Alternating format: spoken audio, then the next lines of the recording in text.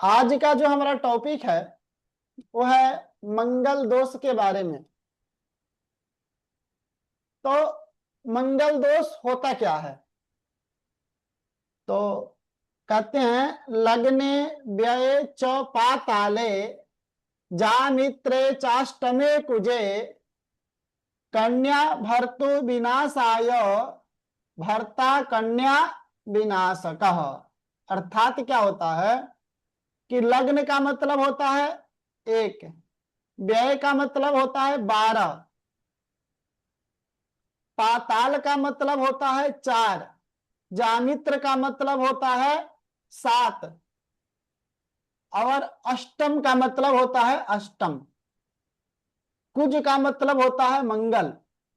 कितने विद्वान कुज का अर्थ पाप ग्रह से लेते हैं। कुज का मतलब पाप ग्रह, जह का मतलब होता है ग्रह, कुज का मतलब होता है पाप ग्रह। जैसे कुपुत्र होता है ना, तो पुत्र का मतलब पुत्र होता है, कुपुत्र का मतलब अच्छा पुत्र नहीं होता।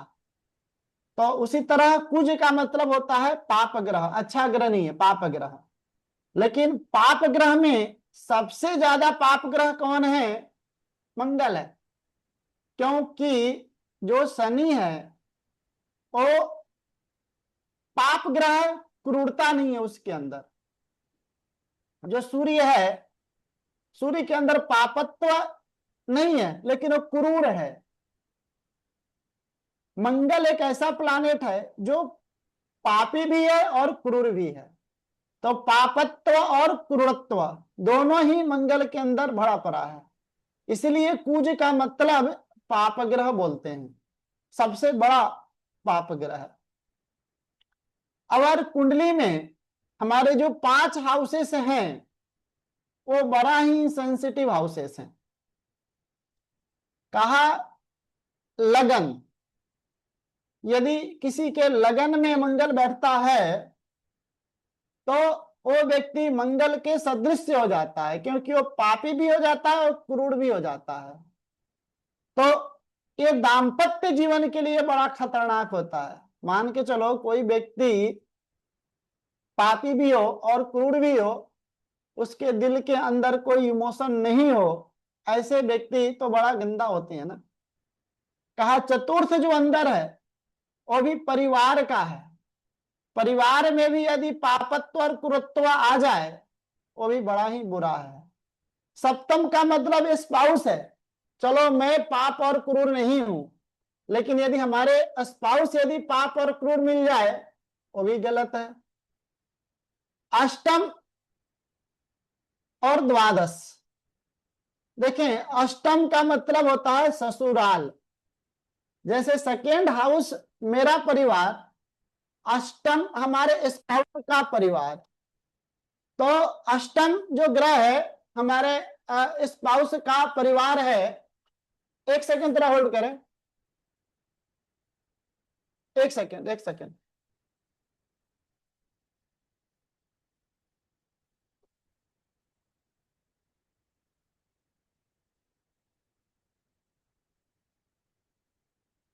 कल सुबह ना 10 बजे। 10 बजे आए वाई कॉल में बोल। हाँ हाँ, इसको बंद करके बोलो। तो जो पापत्व और क्रूरत्व यदि हमारा ससुराल भी हो जाए तो ये भी बड़ा, क्योंकि ससुराल के जो लोग हैं उनका हमारे जीवन में बहुत बड़ा असर होता है।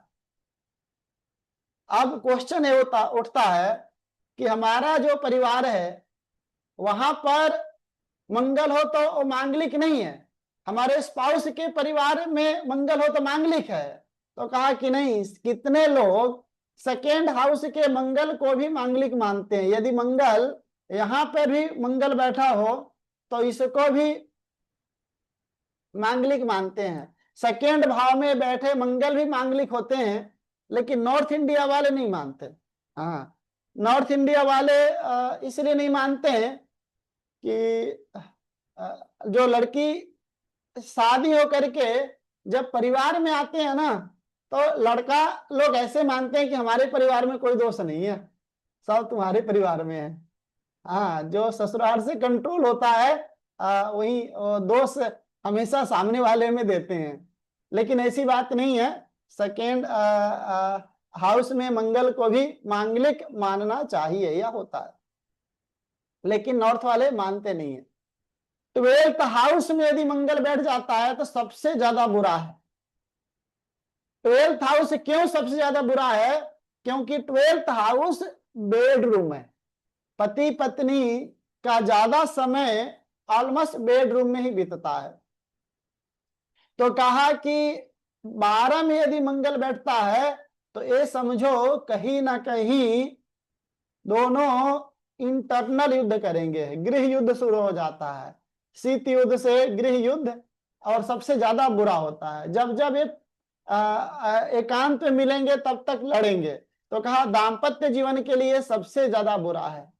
और मेरा अपना जहां तक पर्सनल अनुभव रहा है, 12 का मंगल सबसे खतरनाक होता है। लगन का मंगल उतना खतरनाक न हो, लेकिन 12th हाउस का मंगल बहुत बुरा होता है, बहुत बुरा, इतना बुरा कि हम आपको क्या बताएं।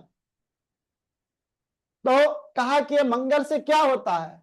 तो कहा कन्या भर्तो विनाशायो, यदि कन्या के कुंडली में मंगल दोष हो, यानी कि लड़की के कुंडली में मंगल लगन में 4 में, 7 में, 8 में और 12 भाव में बैठे हों, तो वो अपने पति के लिए खराब होता है, या उसका पति नष्ट हो जाता है, मर जाता है, शादी टूट जाती है, या पति विदेश चला जाता है, दोनों के बीच प्रेम प्रसंग नहीं रह पाता है, बहुत सारे दिक्कत होते हैं।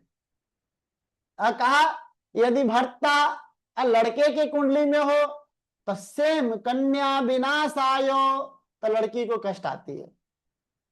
तो ज्यादा कष्ट किसको होता है? तो मैं बता दूं, लड़की मांगलिक हो तो ज्यादा कष्ट होता है। क्यों? क्योंकि मंगल पाप ग्रह है और क्रूर ग्रह है, लेकिन साथ में ऊर्जा का ग्रह है। और परमात्मा ने नैसर्गिक रूप से स्टेमिना लड़कियों के अंदर ज्यादा होता है, पुरुष के अंदर ज्यादा स्टेमिना नहीं होता।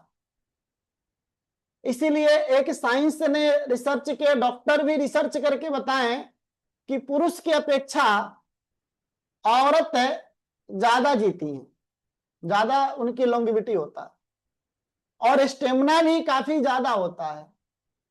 तो ऐसे भी एक स्त्री के अंदर स्टेमिना बहुत ज्यादा है, और यदि लगन में मंगल बैठ गया तब तो वो पावर हाउस हो जाएगा ना। फिर ऐसे मानो स्त्रियों को शक्ति कहा गया है, नारी शक्ति। कहीं भी देखना पुरुष को शक्ति नहीं बोलते हैं, हाँ, नारी शक्ति। आज पूरा देश में भी जो लड़ाई चल रहा है वो भी नारी शक्तियों के लिए हो रहा है, नारी शक्ति।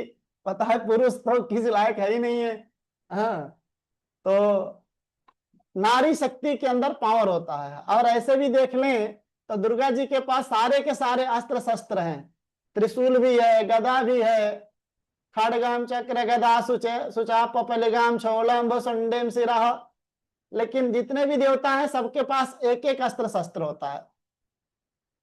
अब हनुमान जी के पास सिर्फ गदा है, शंकर जी के पास सिर्फ त्रिशूल है, और माँ भगवती जगत जननी जगदम्बा राज राजेश्वरी प्रम्बा जो पूरे ब्रह्मांड की एक छत्र मालकिन है, उनके पास सारे के सारे अस्त्र शस्त्र है, इसीलिए उनको शक्ति बोलते हैं। और ऐसे भी नेचुरल ही शक्ति उनके पास ज्यादा है, और ऐसे मंगल लगन में बैठ गया तो पावर हाउस हो जाती है। तो फिर ऐसे में पुरुष उसकी एनर्जी को नहीं झेल पाएगा। लेकिन पुरुष यदि मांगलिक हो, स्त्री यदि मांगलिक नहीं है, तो थोड़ा बहुत झेल सकते हैं। हाँ, थोड़ा बहुत झेल सकते हैं। जो हमने कुंडली मिलान किया तो उसमें एक चीज हमने क्या देखा कि लड़की की अपेक्षा लड़का ज्यादा सुपीरियर होना चाहिए सभी चीजों में, चाहे वो बल हो, पैसा हो, उन्नति हो, कोई भी चीज हो, क्या हो, सभी में यदि लड़का लड़की से श्रेष्ठ है तो वहां पर वो लड़की लड़का की सेवा करेगी। उल्टा कर दो, लड़की श्रेष्ठ हो जाती हैं तो वो दिक्कत हो जाता है। तो यहाँ पर जितना लड़का हो उससे लड़की थोड़ा कम हो, तब वो दाम्पत्य जीवन बड़ा श्रेष्ठ माना गया है। और ऐसे भी मैथोलॉजी के अनुसार देखें, कर्म की सत्ता है, आत्मा की सत्ता है, शरीर की नहीं। ऐसे दोनों एक दूसरे के लिए है। आत्मा के बिना शरीर का कोई काम नहीं है, शरीर के बिना कोई आत्मा की कोई काम नहीं है, लेकिन फिर भी आत्मा को श्रेष्ठ माना जाता है। कर्म और भाग्य एक सिक्के के दो पहलू हैं। भाग्य ना हो तो कर्म से भी कुछ होने वाला नहीं है, लेकिन फिर भी कर्म को श्रेष्ठ मानते हैं। लेकिन जो भाग्यशाली व्यक्ति होते हैं वही तरक्की करते हैं। यदि प्रैक्टिकल और थ्योरिटिकल देखा जाए, प्रैक्टिकली भाग्य वाले ज्यादा सफल हैं, लेकिन थ्योरी में कर्म को श्रेष्ठ मानते हैं। तो यहाँ पर ज्योतिष वेद है और वेद ही संस्कृत सनातन धर्म है। तो यहाँ पर लड़का यदि मांगलिक हो और लड़की नॉन मांगलिक हो तो थोड़ा एक समय के लिए हम शादी सोच भी सकते हैं, परंतु लड़की मांगलिक हो लड़का मांगलिक न हो, बिल्कुल शादी नहीं करनी चाहिए। अब आता है मंगल दोष का परिहार। ये मंगल दोष परिहार कैसे होता है? तो कहा कि लगन में यदि मंगल हो और सूर्य के घर में हो या शनि के घर में हो, मतलब सिंह राशि का हो या कुंभ राशि का हो, किसी के भी कुंडली में लगन में मंगल बैठा हो और वहां पर 5 नंबर या 11 नंबर की राशि है, तो मंगल दोष नलिफाई हो रहा है, मंगल दोष कट रहा है। उसी तरह सेकेंड में मांगलिक होता है, कितने लोग मानते हैं, और सेकेंड में मंगल और बुध के घर में हो। बुध वाणी के कारक है ना, तो वाणी के कारक है और बुध मंगल बुध के घर में है तो शत्रु के घर में, तो ऐसे मंगल दोष नलिफाई हो जाता है। मंगल चतुर्थ में हो और मंगल अपने घर में हो, स्वगृही मंगल यदि चतुर्थ में हो तो मंगल दोष कट जाता है। सप्तम भाव में नीच का या उच्च का मंगल हो तो मंगल दोष कट जाता है। अष्टम भाव में धनु राशि या मीन राशि यानी बृहस्पति के घर में मंगल बैठा हो, मंगल दोष कट जाता है। 12th हाउस में शुक्र के घर में यानी कि 2 नंबर में और 7 नंबर में मंगल बैठा हो तो मंगल दोष कट जाता है। तो इन हाउसेस में इन राशियों में यदि मंगल हो तो काफी हद तक मंगल दोष कट जाता है, ठीक ना। एक और मंगल दोष कट जाता है, कहा कि लड़का यदि मांगलिक हो और लड़की भी मांगलिक हो, बड़ा श्रेष्ठ शादी है, कर दो। दोनों ही मंगल हो, दोनों ही की कुंडली में लगन में, चतुर्थ में, अष्टम में, सप्तम में, 12 में मंगल बैठा हो, लड़की की भी कुंडली में इन्हीं भाव में यदि मंगल बैठा हो तो मंगल दोष अपने आप में नलिफाई होता है, फिर भी शादी कर दे। एक ऋषि ऐसे भी मानते हैं कि मंगल सूर्य के साथ पूर्ण अस्त हो। पूर्ण अस्त का मतलब सूर्य की डिग्री और मंगल की डिग्री बिल्कुल समान हो, तो यहां पर भी मंगल दोष नष्ट हो जाता है। तो हमने मंगल दोष के बहुत सारे परिहार बता दिए। आगे बढ़ते हैं। तो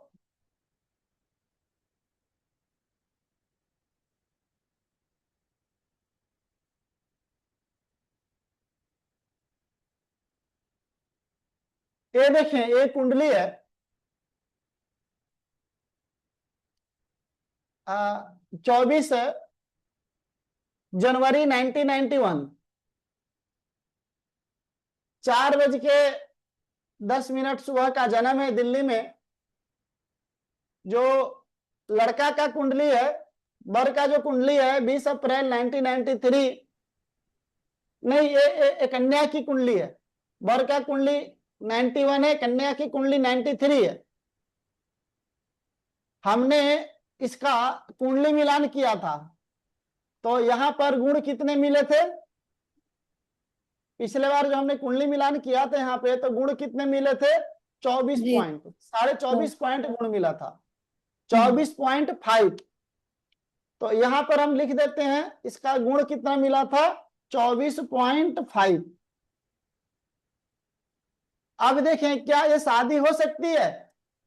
लड़का और लड़की का जो हमने यहाँ पे कुंडली मिलान किया था 24.5 है, क्या आप लोग बताओ इसकी शादी हो सकती है? कौन बताएंगे? गुण ज्यादा इंपॉर्टेंट है या मंगल दोष ज्यादा इंपॉर्टेंट है?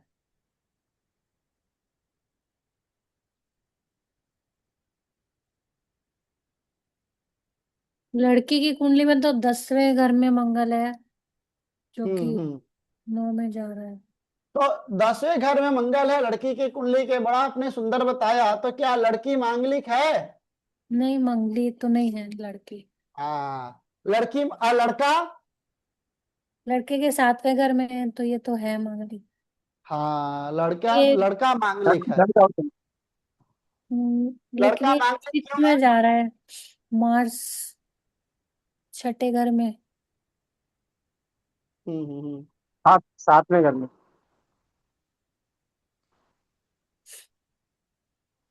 तो क्या ये शादी हो सकता है?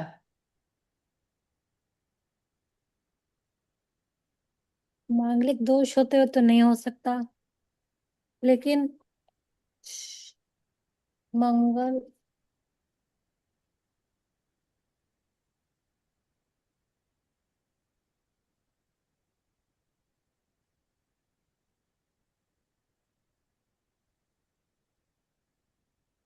देखें यहां पर आप क्या देख पा रहे हैं, लड़का मांगलिक है, लड़का नॉन मांगलिक है। तो लड़की नॉन मांगलिक है तो लड़की मांगलिक होती तभी यहां पे शादी होता।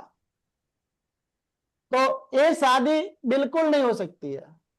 इसलिए नहीं हो सकती है क्योंकि लड़का मांगलिक है, लड़का नॉन मांगलिक है। यदि ये शादी होगा तो लड़का का जो नेचर है बड़ा वो होगा, लड़की और लड़के के नेचर में बड़ा उग्रता रहेगा। ये दोनों एक दूसरे के लिए बड़े अच्छे नहीं है। तो हम बोल सकते हैं कि ये शादी बड़ा अच्छा नहीं है अकॉर्डिंग टू मंगल दोष। अब एक ऋषि और भी कहते हैं कि यदि वर मांगलिक हो, आप याद रखें, वर यदि मांगलिक हो और कन्या की कुंडली में मंगल वाले स्थान में, जैसे कि 1 4 6 8, 6 नहीं है 4 7 है, ये यहाँ पे जो 6 लिखा है वो 6 नहीं है, वो 7 है।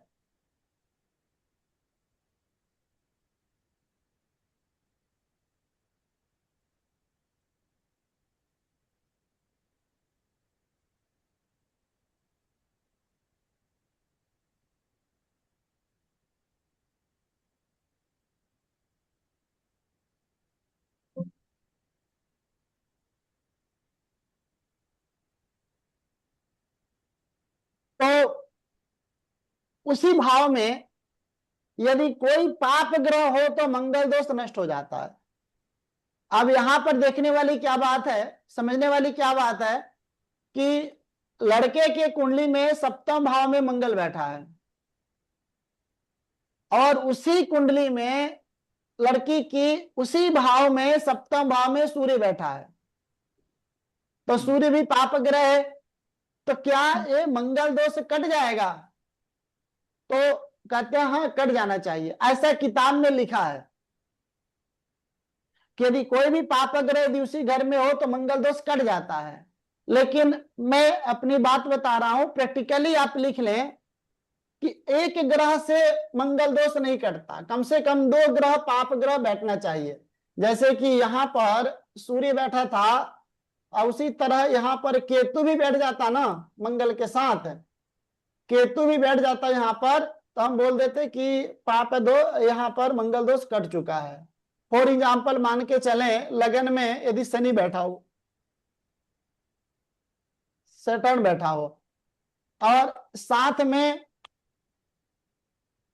सैटर्न के साथ राहु भी बैठ जाए, तो ये जो दो पाप ग्रह बैठ रहे हैं ना, तो ये भी कहीं ना कहीं मंगल दोष का नलीफाई कर देते हैं। यदि एक के कुंडली में ये मंगल बैठा है, दूसरे की कुंडली में उसी घर में दो पाप ग्रह बैठे हैं, तो मंगल दोष का भी कैंसलेशन हो जाता है। तो ये भी बड़ा प्राचीन मतलब नलीफाई है, तो इससे भी आप देख सकते हैं। अब हमें क्या करना है, मंगल दोष हमने पढ़ लिया, हमने अष्टकूट मिलान पढ़ लिया। अब शादी में हमको क्या देखना है, उस चीज पर आपको थोड़ा विशेष ध्यान देना चाहिए कि जो अष्टकूट मिलान है वो नैसर्गिक रूप से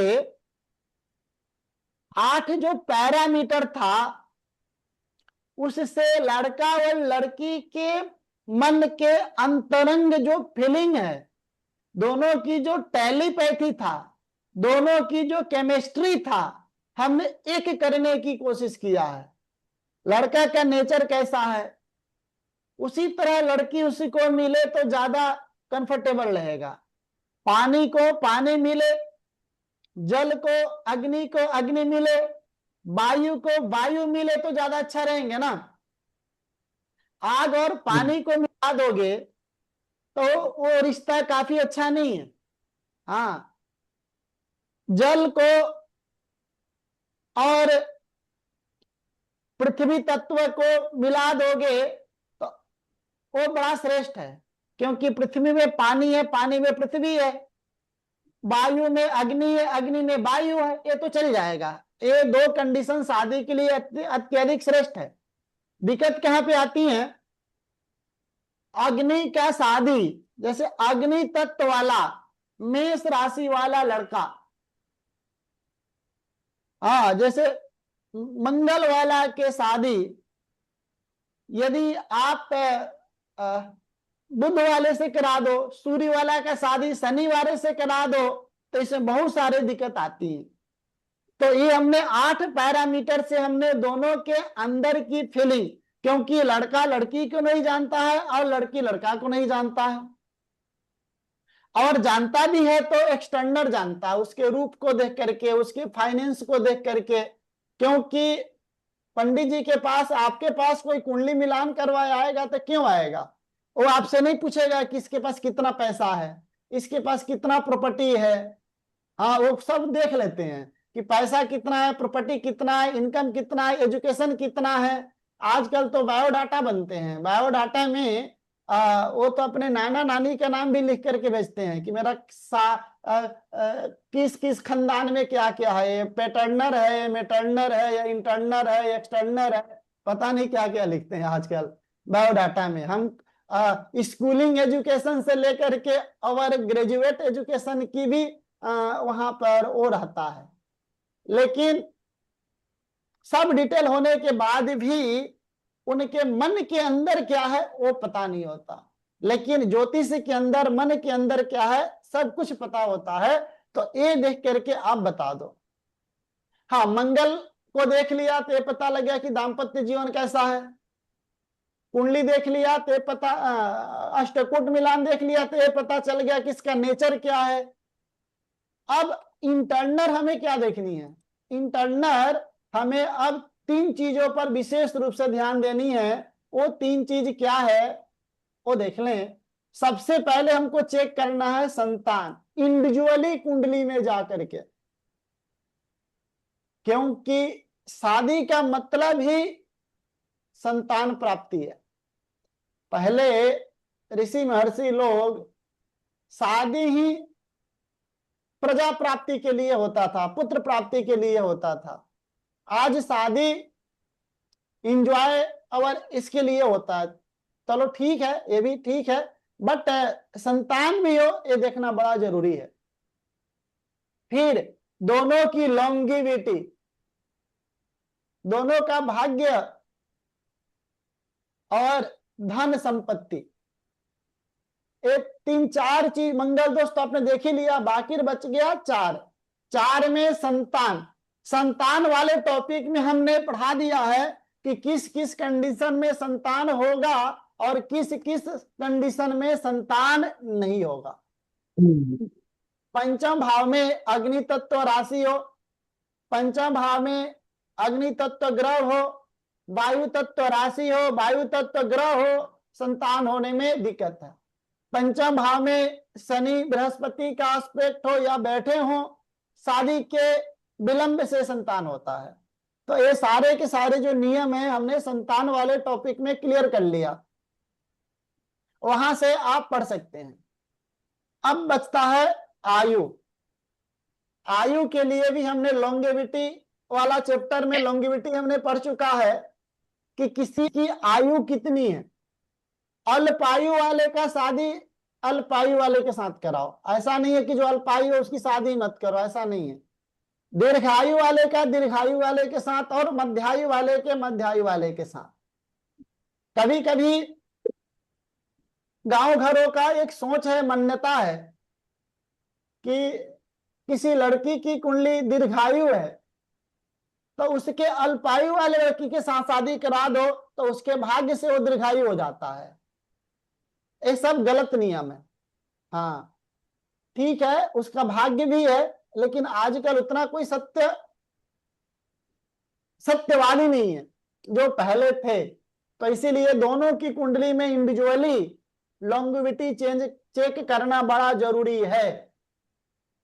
फिर भाग्य मतलब शादी के बाद क्या एक दूसरे के लिए प्रोस्पेरिटी है, दूसरे के लिए अच्छे हैं, और मंगल दोष, ये 4 चीज हम चेक कर लेंगे तब हम शादी के लिए ओके बोल देंगे। अब इसमें जो इंपॉर्टेंट है धन संपत्ति हमने पढ़ा नहीं है, तो आज हम जो पढ़ेंगे आगे धन संपत्ति के बारे में ही पढ़ेंगे कि हम धन संपत्ति कैसे चेक करें, कुंडली में आर्थिक स्थिति को हम कैसे चेक करें, आर्थिक स्थिति कैसे सुदृढ़ होगा। तो इसके लिए हमें क्या करना है। सर जरा ये मांगलिक में एक मुझे पूछना था कुछ। बोलें। सर जी आपने दोनों कुंडली दिखाई, जरा ये लगा देंगे स्क्रीन पर, मांगलिक वाली। सर इसमें जो है लड़के की कुंडली के अंदर मंगल सप्तम भाव में है और लड़की के में सूर्य है। आपने कहा कि अगर सप्तम में भी 2 ग्रह होते तो कट जाता। आपने इसके बाद बताया था लगन में है ये जो है अपना सूर्य और ये एक गिर और बताया, तो उसका असर क्या पड़ा इसमें, लगन का सप्तम में कैसे असर पड़ा आपने बताया था ना पहले लड़की की कुंडली में। मैं समझ गया। आपका क्वेश्चन है कि लड़की के सप्तम में यदि मंगल है तो उसके लगन में 2 पाप ग्रह बैठेंगे तो सप्तम के दोष को कैसे हट लेगा, लगन में बैठा 2 पाप ग्रह। हाँ जी। देखें क्या होता है कि कभी कुछ हमारे अंदर टैलेंट है, जैसे मान लीजिए कि हम ज्योतिषी हैं, हमारी वाइफ सफल टीचर हैं, दोनों पैसे समान कमा रहे हैं, उनकी डिग्निटी टीचर से है और हमारी डिग्निटी ज्योतिषी से है। तो ये जो मंगल दोष है कहीं ना कहीं जब लगन में, चतुर्थ में, सप्तम में, अष्टम में और 12 में बैठता है ना, तो कहीं ना कहीं प्रॉब्लम क्रिएट करता है। तो यदि कोई जरूरी नहीं है कि लड़की के कुंडली में चतुर्थ में मंगल हो तो लड़का के कुंडली में भी चतुर्थ में ही मंगल या कोई पाप ग्रह होना चाहिए, ऐसा कोई जरूरी नहीं है। इन 5 स्थानों में कहीं भी हो तो कट जाएगा। इसके पीछे रीजन है कि फॉर एग्जाम्पल किसी की सप्तम में बैठ गया है मंगल और किसी के चतुर्थ में बैठ गया है मंगल, तो दोनों ही हिट करेंगे। वो उस समय मतलब दोनों ही कुंडली में मंगल बड़ा ही इमोशनल भाव में बैठ करके इंटरनल परिवार को दुख दे रहे हैं, क्योंकि मंगल बल का प्रयोग है। कोई चतुर्थ में बल का प्रयोग कर रहा है, कोई अपने स्पाउस में बल का प्रयोग कर रहा है। अब क्या होगा, यदि फॉर एग्जाम्पल लड़के के कुंडली में सप्तम में मंगल है, लड़की के कुंडली में चतुर्थ में मंगल है। अब क्या होगा, लड़का यदि लड़की को कष्ट देता है, कन्या को कष्ट देता है, यही होगा ना, सप्तम में मंगल होगा तो दिक्कत देगा या दिक्कत होगी, तो वो उसकी मम्मी को कष्ट देगा, वो खुद शांत हो जाएगा। हाँ, यदि बोलेगी कि तुम सुबह 6 बजे सो के उठ जाओ, तो कहेगी इस घर में कौन उठता है, तुम्हारी मम्मी भी तो 8 बजे उठती है, तुम्हारे पापा तो नहीं बोलते हैं कि सुबह उठ जाओ उसे। हाँ, बस लड़का चुप हो जाएगा।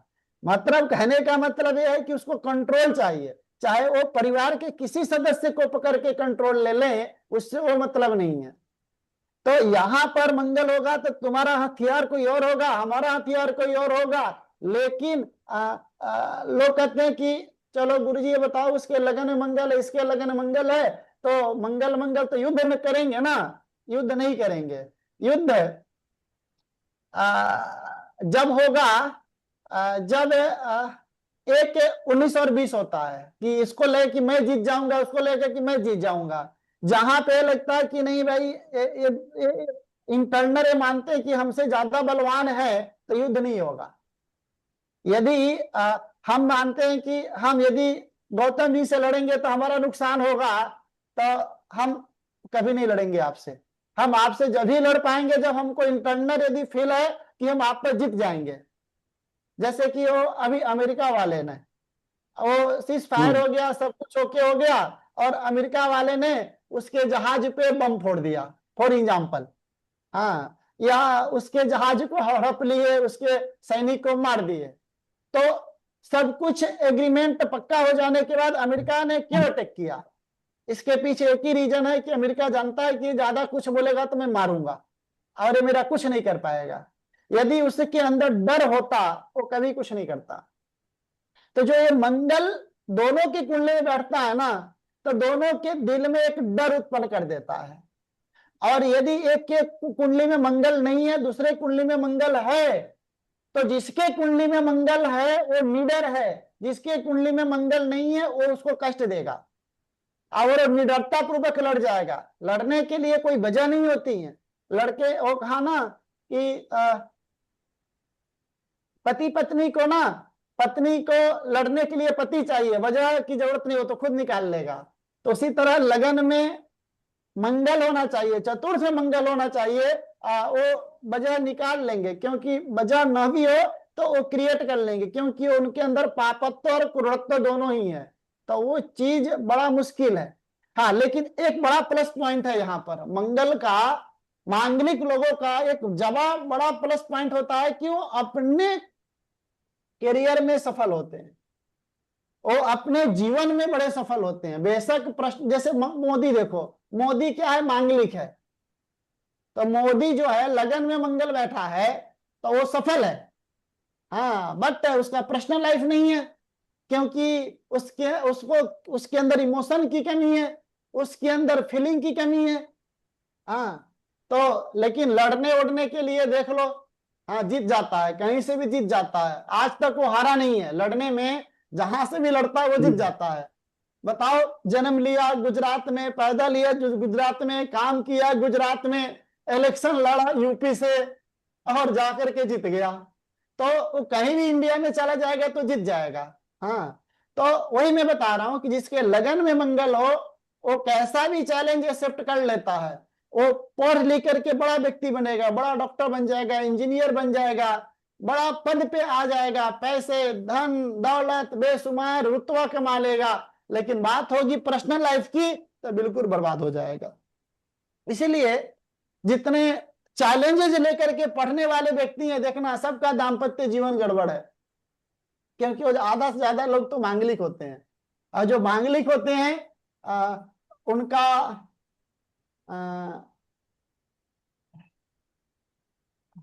पर्सनल लाइफ में कोई ज्यादा झुकाव नहीं होता, क्योंकि वहां भी डोमिनेटिव करना चाहते हैं। हाँ, जो सफल नहीं होते हैं, बड़े सफल नहीं होते हैं, वो कम मांगलिक होते हैं। और आपने देखना जितने असफल होते हैं वो अपने पत्नी से, अपने पति से बड़ा प्रेम करते हैं। उनका किसी भी असफल लोगों की शादी नहीं टूटती। जितने भी शादियां जो टूटती है ना, वो सब मांगलिक वाले के, सफल उफल वाले व्यक्ति की। तो ये बड़ा है कि मंगल नहीं है तो सफल भी नहीं है, और मंगल है तो प्रश्न दिक्कत भी है। तो इसीलिए लड़का मांगलिक है, लड़का भी होना चाहिए, लड़की है, वो ऐसा जरूरी नहीं है कि यहाँ पर चतुर्थ में है तो वहां पर सप्तम में, नहीं, वो कहीं भी हो जाए वो सिचुएशन को कंट्रोल कर लेगा, कमांड उसके कंट्रोल में है और वो सब ठीक है। और कोई क्वेश्चन हो, डाउट हो तो बताएं। सर एक चीज और पूछनी है, मैंने कहीं ये पढ़ा, याद आ रहा है, अगर मंगल ग्रह के साथ बृहस्पति ग्रह भी आ जाए तो वो उसका कट जाता है मांगलिक दोष। हाँ हाँ, देखें इनका क्वेश्चन ऐसा है कि लगन में मान लो कि यदि मंगल है, हाँ, साथ में गुरु आ गए।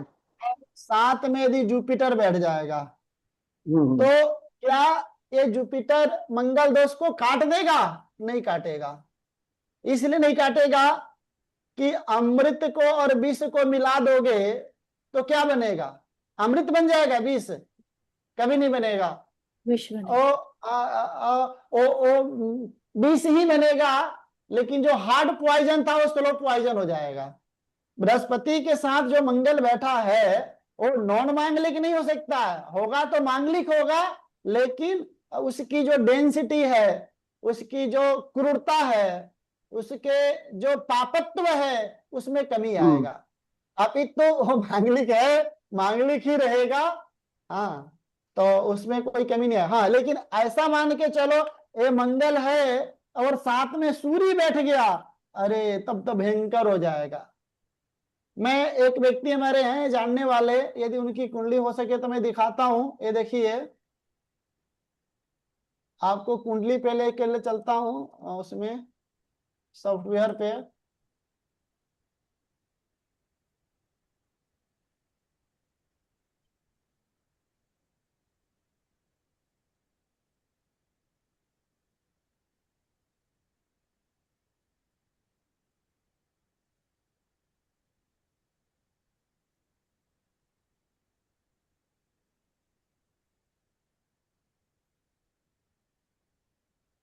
आप लोग ये कुंडली देख पा रहे हैं?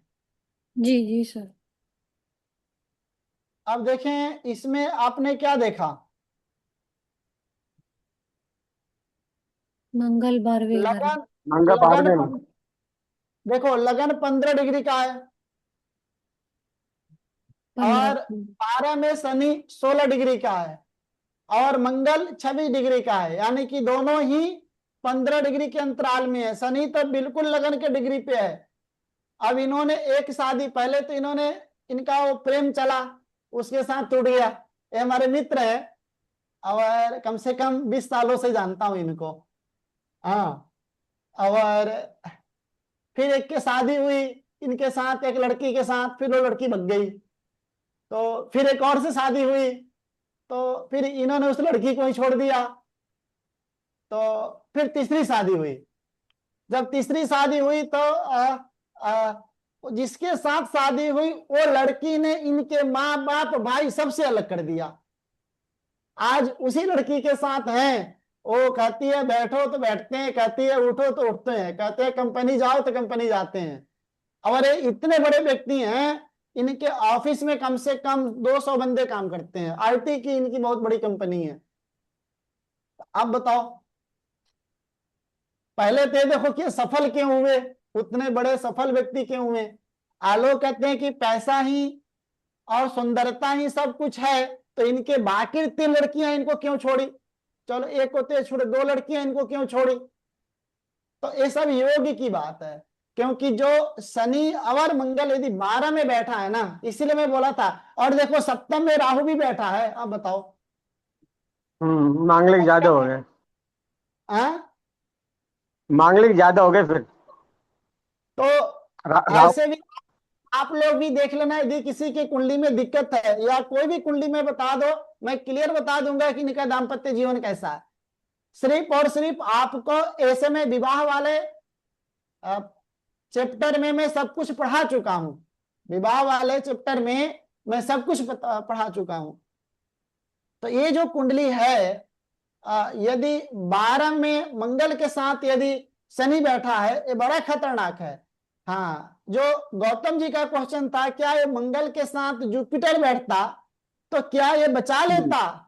हाँ ठीक था, जो फर्स्ट शादी हुई उसी में दिक्कत आती, प्रॉब्लम जाता, रीयूनियन होते, स्थिति ठीक चलता। और भी बहुत सारी कुंडलियां हैं हमारे पास, लेकिन मैं आपको प्रैक्टिकल बता रहा हूं क्योंकि इनको बड़े करीब से जानता हूं, इनके एक एक इवेंट के बारे में मुझे पता है। तो ऐसे कुंडलियां पर ज्यादा आप लोग रिसर्च कर सकते हैं। चलें सर अब एक हम छोटा सा प्रश्न आगे। और था, एक हाँ, छोटा सा डाउट आ रहा है। जैसे कि आपने बताया ना मंगल 5 भावों में हो या 6 में तो मांगलिक है, इसका डिग्री का भी फर्क पड़ेगा? मान लीजिए कोई डिग्री 7-8 डिग्री का है, कोई अपना जो है ना 20 की डिग्री का है, 15 डिग्री से 20 डिग्री, या बिल्कुल अंत का डिग्री है 28-29 डिग्री, इसका कुछ फर्क है या? यदि यदि 15 डिग्री के ज्यादा हो तो वो मंगल का प्रभाव नहीं होगा, वो तो सभी पे नियम जाएगा, जो मैं फर्स्ट क्लास हाँ, में ही पढ़ा था। भावरंभो हाँ, फलारंभो पूर्ण भाव समे ग्रहे शून्य बलम भावांते गेय मध्य अनुपाततः, ये सभी कुंडलियों पे लागू होगा कि जो ग्रह बैठे हैं, जैसे कहा कि लग्ने बेच पाताले जामित्रे चाष्टमे कुजे, यदि लगन मंगल में हो, यदि लग्न में मंगल हो तो मांगलिक है। तो आप देखो लगन की डिग्री और मंगल की डिग्री यदि समान होगा तभी वो पूर्ण मांगलिक होगा। यदि लगन के हाँ, डिग्री से यदि ये ग्रह 15 डिग्री दूर बैठा है, मांगलिक तो हम्म, होगा, बट उसके दिक्कत, जीवन में कोई दिक्कत नहीं आएगी। हाँ, बहुत सारे लोग कहते हैं गुरुजी हम तो मांगलिक हैं, मंगल हमारे सप्तम में बैठा है, लेकिन हमारे दाम्पत्य जीवन में कोई दिक्कत नहीं है। इसलिए नहीं आई क्योंकि वो मंगल लगन से दूर बैठा होगा, लगन से 15-20 डिग्री की दूरी पे होगा, इसीलिए तुम्हें दिक्कत नहीं आई। यदि वो लगन की डिग्री पे मंगल या उस भाव की चतुर्थ की डिग्री पे, सप्तम अष्टम और द्वादश की डिग्री पे मंगल बैठा होता, हम्म, 100% दिक्कत आती। तो ये डिग्री जो है, ये हमारे, इसका हम फलादेश नहीं कर सकते। मुझे एक बात मैं आपसे पूछता हूं, मुझे बताइए, आप चीनी खाओगे तो उसका स्वाद कैसा होगा? मीठा होगा या खट्टा होगा? मीठा। और लड्डू खाओगे, मीठा। रसमलाई खाओगे? बोल मीठा।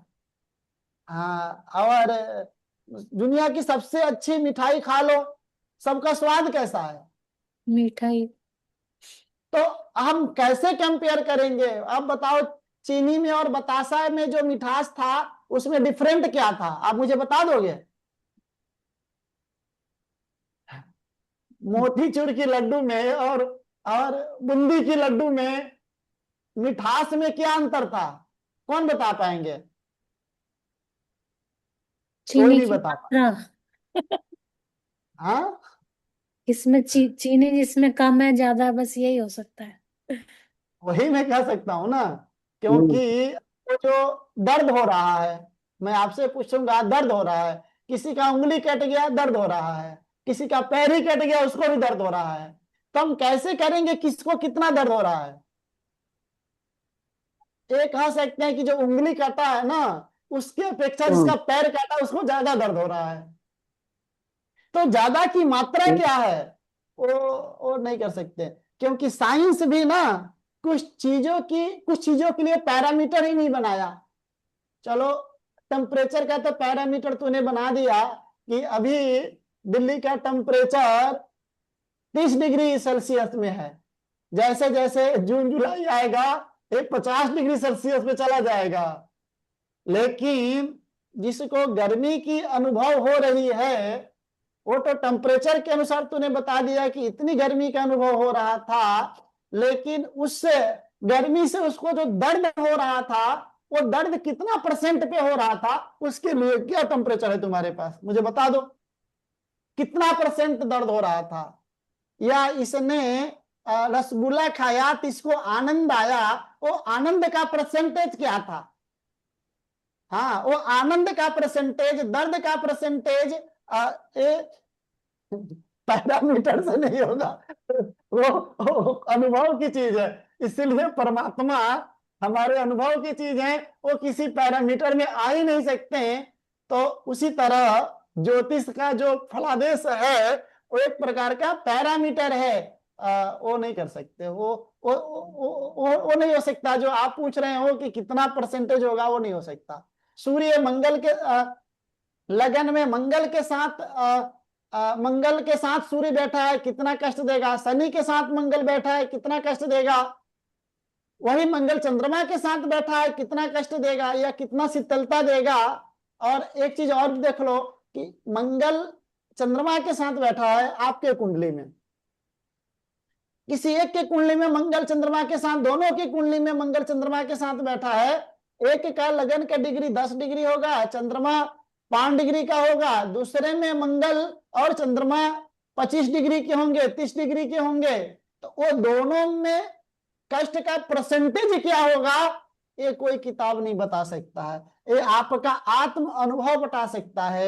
ये आपकी कोई ज्योतिषी के साथ बैठ करके उसका अनुभव बना सकता है। जैसे कि मैंने कुंडली देख करके डिग्री बताया, सेम समय कोई वही कुंडली वाला दूसरा व्यक्ति आया, उसका डिग्री देखा, उसका दाम्पत्य जीवन देखा, तब हम करेक्ट हो सकते हैं। इसके लिए ज्योतिष ज्यादा से ज्यादा आप कुंडलियां देखें, ज्यादा से ज्यादा मंगल वाले की कुंडलियां देखें, उनके दाम्पत्य जीवन के स्थिति को समझें, तब आप अच्छे फलादेश हो सकते हो, अच्छे ज्योतिषी हो सकते हो। चले, अभी जो एक व्यक्ति हमारे पास कुंडली दिखाने आए थे, अभी उन्हीं की कुंडली देखने के बाद हम क्लास शुरू किया हूं। वो 30 साल से ज्योतिष करते हैं। सोचें, अब जब उनके कुंडली में दिक्कत हुआ तो मेरे पास अभी आए थे कुंडली दिखाने। तो कुंडली क्या दिखा रहे, तो सब बता रहे थे, तो फिर बता रहे थे इसका फल क्या होगा। हाँ, और उनकी कुंडली यदि मैं अभी आपको दिखा दूं तो सबका 12 एक्टिवेट है, उनका भी, उनके पति का भी, उनके पुत्र का भी। अब हुआ क्या है कि सब कुछ सही चल रहा था, उन्होंने एक प्लॉट लिया, प्लॉट लेकर इंडस्ट्रियल जमीन लिया, फैक्ट्री बनाई, सब कुछ बढ़िया चल रहा था। बाद में पता चला कि उस प्लॉट के ऊपर 1.5 करोड़ का बिजली बिल बकाया है।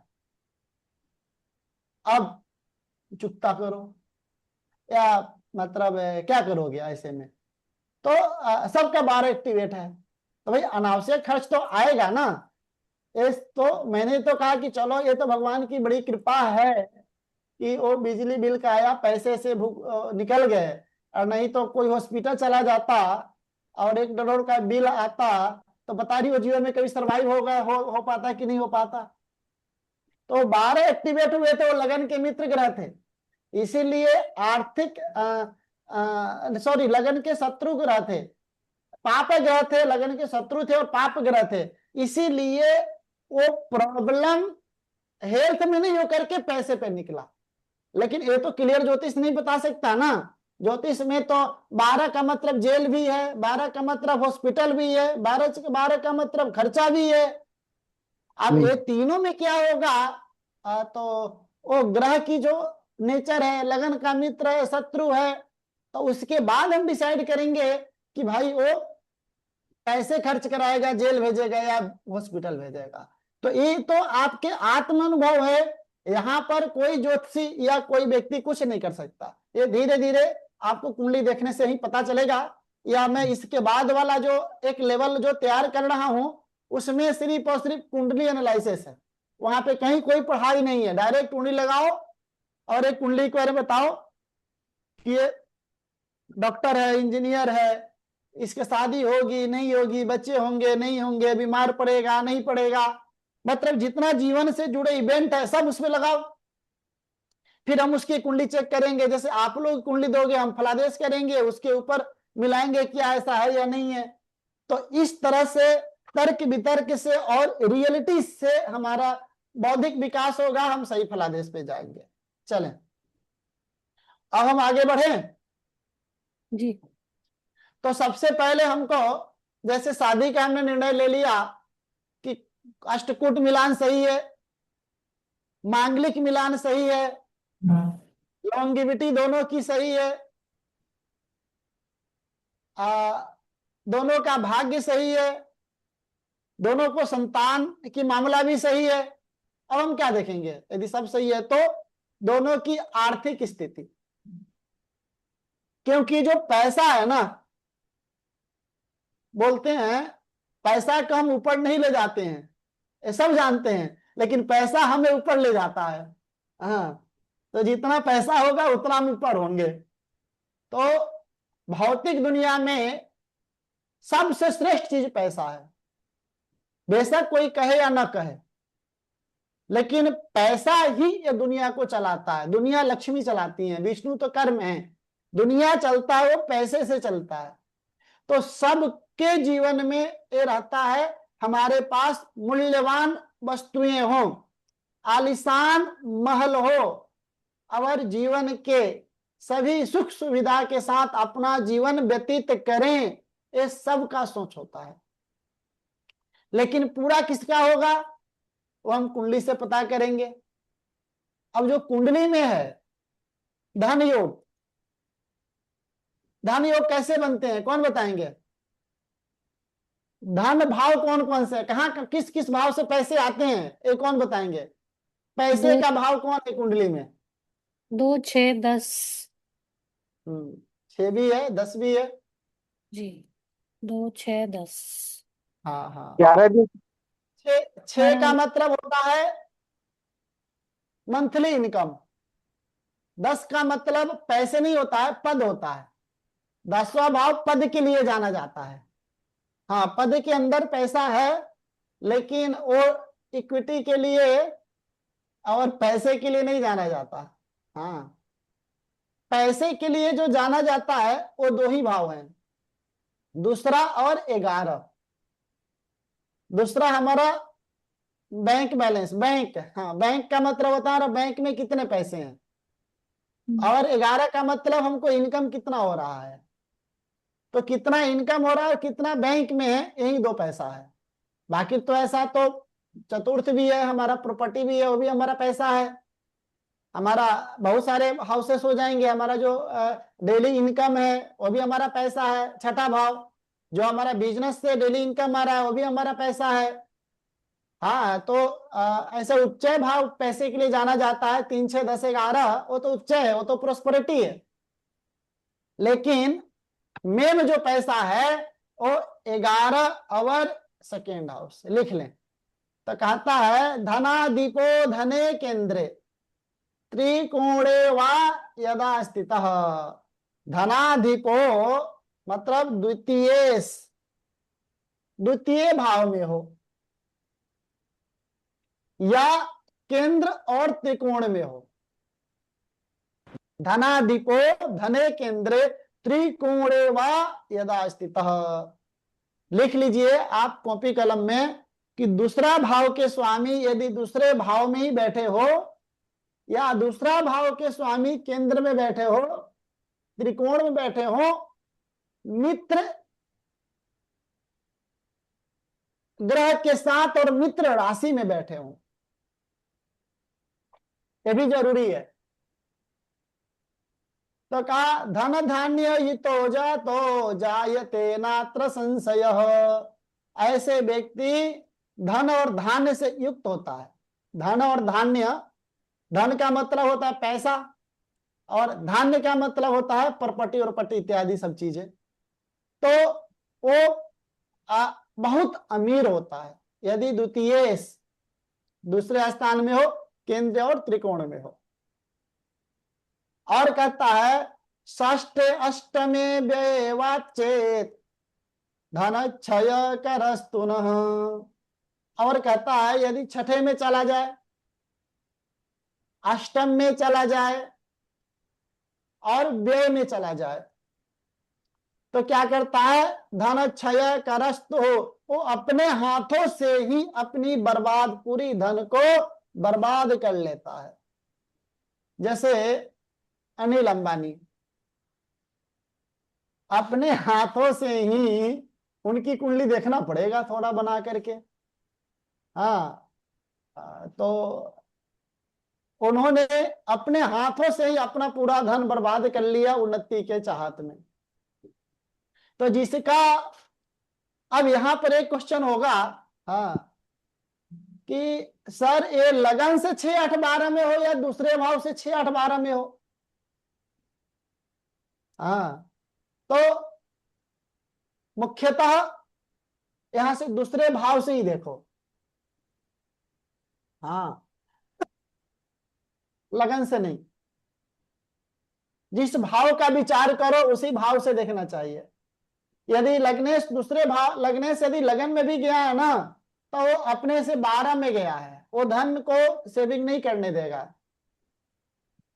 धन का स्वामी यदि सप्तम में गया है, लगन से सप्तम, तो वो लगन से छठे भाव में चला गया। धन का भाव केंद्र में त्रिकोण में गया हो 9वें भाव में, तो वो सेकेंड हाउस से अष्टम में चला गया। तो धनाधिपो धने केंद्र जो कहा, तो वो लगन द्वितीय भाव से केंद्र त्रिकोण में हो या दूसरे भाव में हो, और उसके बाद भी मित्र में हो, पाप ग्रहों से युक्त और दृष्ट न हो, तब वो व्यक्ति धन धान्य सुतो जातो जायते नात्र संशय। और अष्टम, छठा और 12वां हो तो धन क्षय करस्तु, वो अपने हाथों से धन का क्षय या नष्ट कर लेता है। फिर कहता है अर्थे अर्थद शुभे गेय गुर्वा तत्राश्च नाशक। और दूसरा भाव का स्वामी यदि पाप ग्रह हो तो बड़ा स्ट्रगल से पैसा कमाता है। माने स्ट्रगल नहीं बोलेंगे, परिश्रम से। जैसे मैं 8 घंटा मेहनत करके और पैसा कमाया, कोई व्यक्ति देखना वो घर बैठे बैठे पैसे कमा लेता है। हाँ, कोई व्यक्ति 12 घंटा मेहनत करके 1000 रुपया कमाता है। हाँ, और कोई घर बैठे कुछ नहीं करता है और 2-3 हजार कमा लेता है, एसी में बैठे बैठे कमा लेता है। ऐसा होता है कि नहीं होता है? जी जी। तो क्या बोलोगे कि वो उसका पैसा पैसा है, इसका पैसा नहीं है, वो बेईमानी का है? ऐसा नहीं है। कहा कि अरे तुम्हारे कैसे ग्रह हैं? पाप ग्रह होंगे तो फिजिकली मेंटेन करना पड़ेगा, शुभ ग्रह होंगे तो मेंटली मेहनत करना पड़ेगा, फिर जाकर के पैसे बिल्कुल आ जाएंगे। तो अर्थ अर्थदः शुभे, जो शुभ ग्रह है अर्थ तो देता है लेकिन बड़ा सुख पूर्वक पैसा देता है। क्रूरा तत्रा से नाशक, और जो क्रूर ग्रह है अर्थ बड़े परिश्रम से देता है और लेता भी जल्दी है। तो पाप ग्रह पैसे, देखें आपको एक चीज मैं आज बताना चाहूंगा, बड़ा इंटरनल बात है। जो पैसे का भाव होता है ना, वो हमेशा लगन के शत्रु ग्रह ही पैसे देते हैं। जैसे एक व्यक्ति कल कुंडली दिखाने आए थे, आप देखें उनकी कुंडली में आपको दिखाता हूं, ये देखिए उनकी कुंडली दिखाता हूं।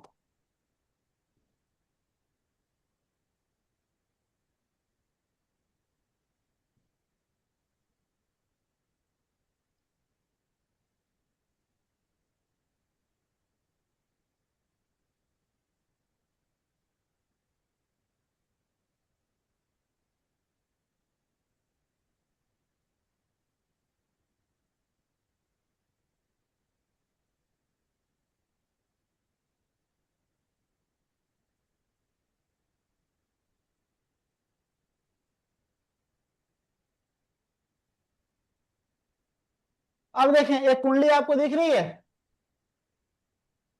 जी। अब ये बताओ यहाँ पे कौन से ग्रह पैसा देता है? अर्थ अर्थदः पाप ग्रह मंगल, दो का लॉर्ड कौन है? पाप ग्रह मंगल। मंगल। राइट, क्लियर हो गया सबको? जी। बैठा कहाँ पे है? अपने से सप्तम में, 6 8 12 में नहीं है, सप्तम में है। और वो मंगल द्वितीयेश के साथ साथ कौन है? सप्तमेश भी है। हम्म, अब इन्होंने अभी अभी मंगल की दशा व्यतीत किया है। अभी दशा किसकी चल रही है इनके ऊपर? राहु की। दिसम आपको दशा का सब दिख रहा है कि नहीं? क्लियर दिख जी रहा है ना सब लोगों को कुंडली? जी जी। तो ये बताएं, एक साल पहले किसकी दशा थी? अभी दिसंबर में 2025 में राहु की दशा शुरू हुआ है, तो इसके पहले किसकी दशा थी? मंगल। मंगल की। ठीक ना? अब देखें इनकी लगन कितने डिग्री का है? 21 डिग्री का। मंगल कितने डिग्री का है? 26 डिग्री का। जबरदस्त मंगल है। और ये पैसा भी देगा, बहुत पैसा देगा। अब ये कह रहा है कि भाई अब ये बताएं यहां पर मंगल मृत्यु का फल देगा या पैसा देगा? कौन बताएंगे? मंगल मृत्यु देगा या पैसा देगा? मंगल मारक भी है और अपने हाँ, से मार बिल्कुल सही कहा आपने।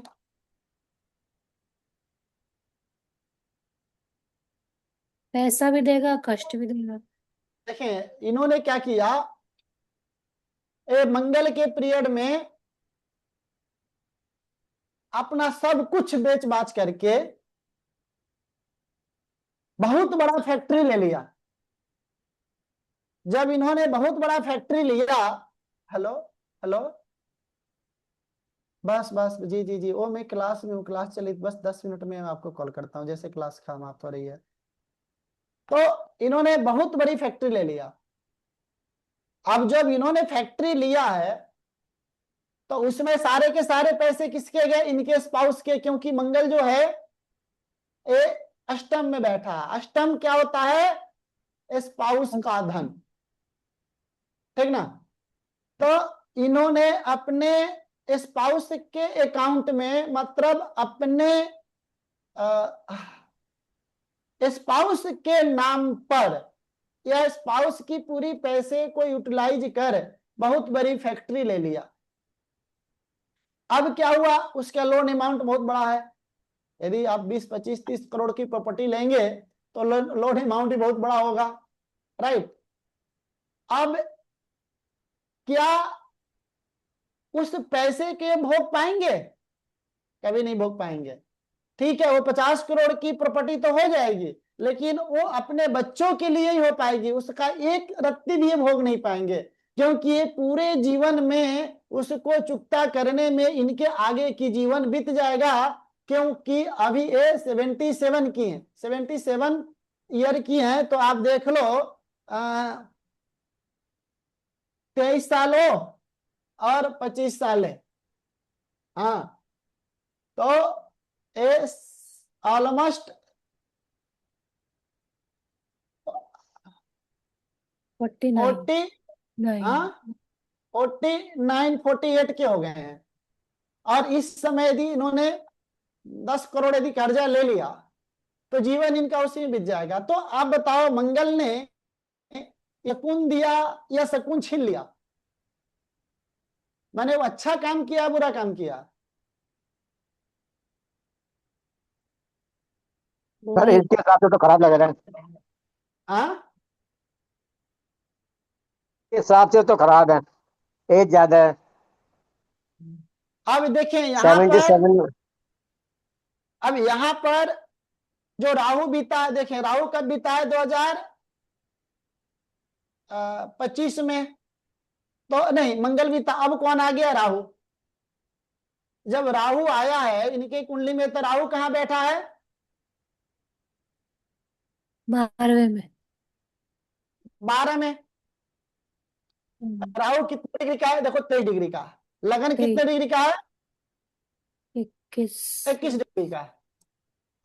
तो जब ये राहु जो बैठा है इनकी खर्चा को बढ़ा दिया है ना? हाँ जी। क्या राहु ने खर्चा बढ़ाया है? अब इनको लगता है कि हमारा खर्चा ज्यादा बढ़ गया है। इनको ऐसा लगता है कि राहु ने हमारा खर्चा बहुत बढ़ा दिया है। अब उसके लिए परेशान है। अब ये बोल रहे थे कि हमारा ये लोन चुकता कब होगा? अभी राहु में राहु ही चल रहा है 28 तक। तो मैंने कहा कि 28 तक तो आपको परेशान रहना ही पड़ेगा। तो इसमें कोई रॉकेट तो साइंस नहीं है ना, हमने क्लियर देखा। तो जैसे ही मंगल आया, ऐसे ऐसे हुआ, ऐसे हो रहा, ऐसे हो रहा। तो हमें क्या करना है कि सिर्फ और सिर्फ देखना है कि लगन के शत्रु ग्रह ही हमें पैसे देंगे।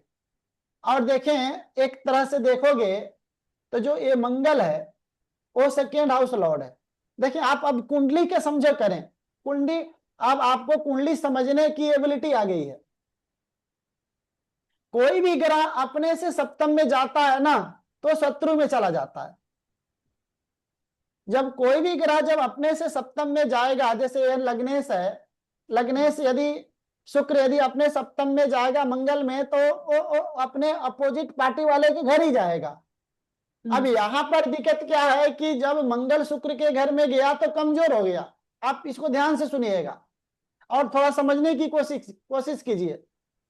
परंतु मंगल जब सेकेंड हाउस को देख रहा है, तब ज्योतिष देखो, ज्योतिष क्या कहता है कि सोचे सोगे यदि वह त्रिकोणे, जो ग्रह उच्च के होंगे मित्र में, ग्रह उच्च के होंगे अपने घर में होंगे, मित्र के घर में होंगे, वो ग्रह अच्छे फल देते हैं, नियम है। जो ग्रह शत्रु में होंगे, अस्त होंगे, पाप ग्रहों से युक्त और दृष्ट होंगे, वो बुरे फल देंगे। तो यहां पर जो द्वितीयेश है वो तो अपने से शुक्र के घर में चला गया, तो मंगल क्या हो गया, कमजोर हो गया। अब ज्योतिष से कहता है कि कोई भी ग्रह यदि अपने भाव को देखता है तो उसका अच्छा फल देता है।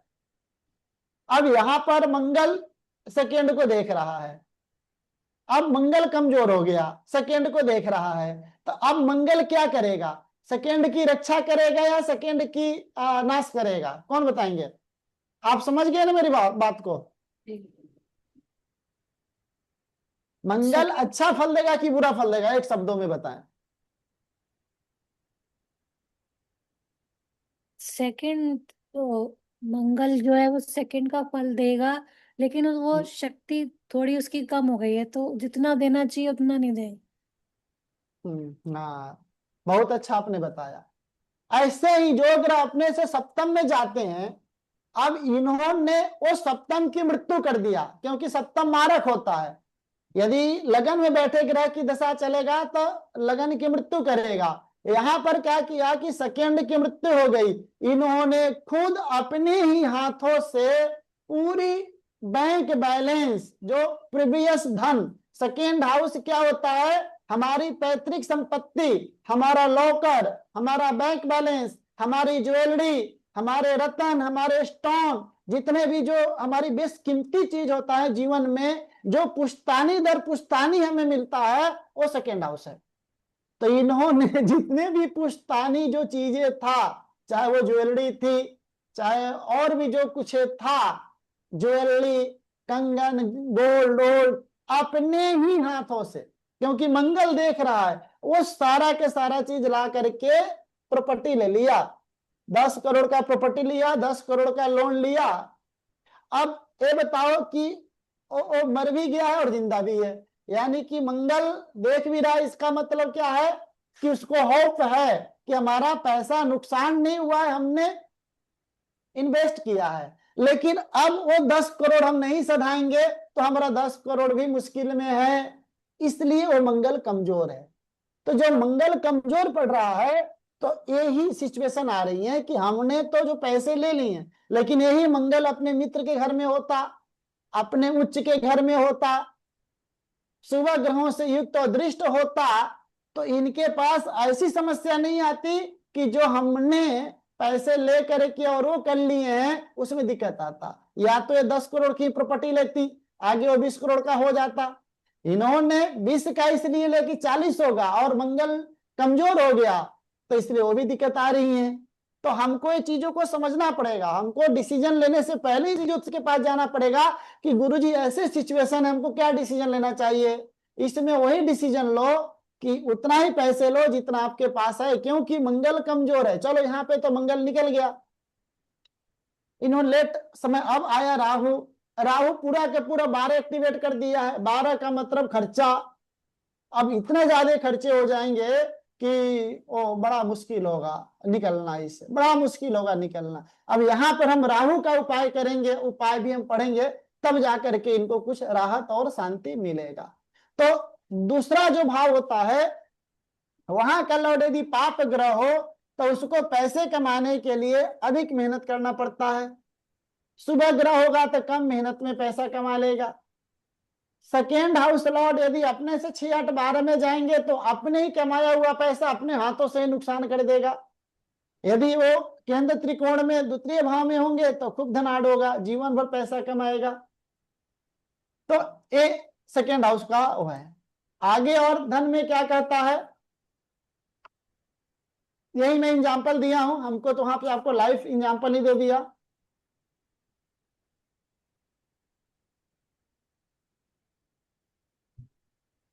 अब कहता है दूसरा, दूसरा देखिए, महालक्ष्मी योग बोलते हैं। धने से लाभ राशि स्थे, लाभे सेवा धनम गते। कहता है कि धनेश, धनेश को बोलते हैं द्वितीयेश। लाभ राशि स्थे यानी कि जो द्वितीयेश है वो लाभ यानी कि 11th हाउस में चला जाए। लाभे सेवा धनम गते, और जो लाभेश है, इनकम का जो लॉर्ड है, आय का जो लॉर्ड है, 11 लॉर्ड, वो धन में आ जाए यानी कि दूसरे भाव में आ जाए। ताबु भाव केंद्र गो कौड़े, यह दोनों धन का लॉर्ड और 11 का लॉर्ड दोनों एक साथ मिल करके केंद्र और त्रिकोण में हो जाए, या दोनों आपस में संबंध बना रहे, तो वह धनवान नर, ऐसा व्यक्ति धनवान नर, वो बहुत बड़ा धनवान होता है, वो लक्ष्मी का अवतार होता है।